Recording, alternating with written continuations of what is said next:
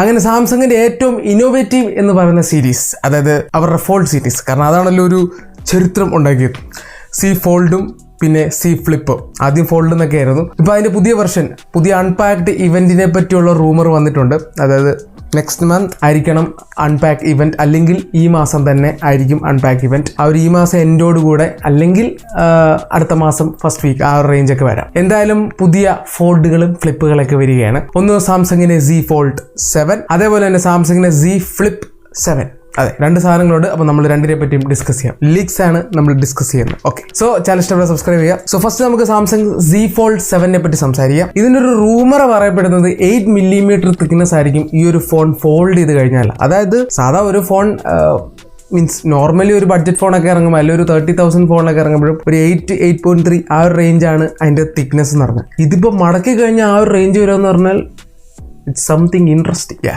ഇനി തുറന്നു കഴിഞ്ഞാൽ 4mm ആണെന്നാണ് പറഞ്ഞത്. അതായത് ഇത് ഭയങ്കര തിന്നാണ്. സത്യം പറഞ്ഞാൽ അതൊരു വലിയൊരു ഒരു ബ്രേക്ക് ത്രൂ ആണ്. കാരണം മടക്കി കഴിയുമ്പോഴും ഒരു സാധാ ഫോണിന്റെ അത്ര ഉള്ളെങ്കിൽ പിന്നെ പൊളിയല്ലേ. കവർ ഡിസ്പ്ലേ 6.5 ഇഞ്ചാന്ന് പറയപ്പെടുന്നു, അകത്ത് 8 ഇഞ്ചും. അത് of course dynamic AMOLED display ആയിരിക്കും സാംസങ്ങിന്റെ. അപ്പം അങ്ങനത്തെ ഒരു സംഭവമാണ്. പിന്നെ ഹിഞ്ച് കുറച്ചുകൂടെ ഒക്കെ റെഡിയായെന്ന് പ്രതീക്ഷിക്കാം. ഇപ്പം റെഡിയായി വരുന്നു, കുറച്ചുകൂടെ ബെറ്റർ ആണെന്ന് പ്രതീക്ഷിക്കാം. ഇനി ചിപ്സെറ്റിലേക്ക് വരണമെങ്കിൽ സ്നാപ്ഡ്രാഗൺ 888 ആണ് പറയപ്പെടുന്നത്. എല്ലാ ലീക്സിലും പറഞ്ഞ അറ്റ്ലീസ്റ്റ് ഗ്ലോബലി എങ്കിലും 888 ആയിരിക്കും. മേ ബി കൊറിയയിൽ മാത്രം 2500, അതായത് Exynos 2500 ആവാൻ സാധ്യതയുണ്ട്. ആദ്യമേ 2500 കാര്യമൊക്കെ പറഞ്ഞായിരുന്നു. അതിന് അവസാനം 888 തന്നെ നിൽക്കുകയാണെന്നാണ് പറയപ്പെടുന്നത്. സാംസങ് സ്നാപ്ഡ്രാഗൺ തന്നെ പ്രിഫർ ചെയ്യുന്നു എന്ന് ആണ് ന്യൂസ് പറയുന്നത്. നോക്കാം, 888 ആണ് അവർക്ക് നല്ലത്, അത്രേ ഉള്ളൂ. ഇനി ക്യാമറയിലേക്ക് നോക്കിക്കഴിഞ്ഞാൽ 200 മെഗാപിക്സൽ പ്രൈമറി ക്യാമറയാണ് വിത്ത് AI ഫീച്ചേഴ്സ്. അതായത് എയുടെ ഭയങ്കര കേപ്പബിലിറ്റി യൂസ് ചെയ്ത് ക്യാമറ ട്യൂണിംഗ് ആണ് പറയുന്നത്. പിന്നെ ജെമിനി ഒക്കെ വെച്ച് ഒരു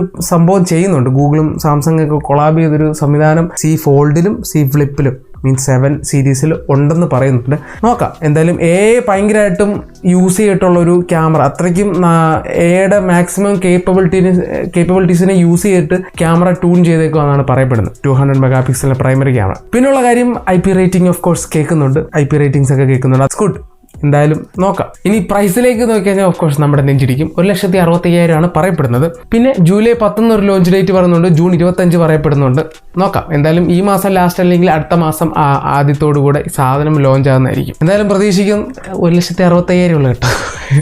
അതാണ്. ഇനി C Flip 7ലേക്ക് വരികയാണെങ്കിൽ ആ ഒരു ഫ്ലിപ്പ് സെറ്റപ്പ് ഓഫ് കോഴ്സ് ആ ഒരു പഴയ ട്രെൻഡ് സാധനമായിരുന്നു. ഇപ്പോൾ ട്രെൻഡ് ആണോ എന്ന് എനിക്കറിയത്തില്ല. എനിവേ, ഫ്ലിപ്പ് 7ന്റെ ഫ്ലിപ്പിനെ പറ്റി നോക്കുകയാണെങ്കിൽ 3.6 ഇഞ്ചിൻ്റെ ഫ്രണ്ട് അല്ലെങ്കിൽ കവർ ഡിസ്പ്ലേ ആണുള്ളത്.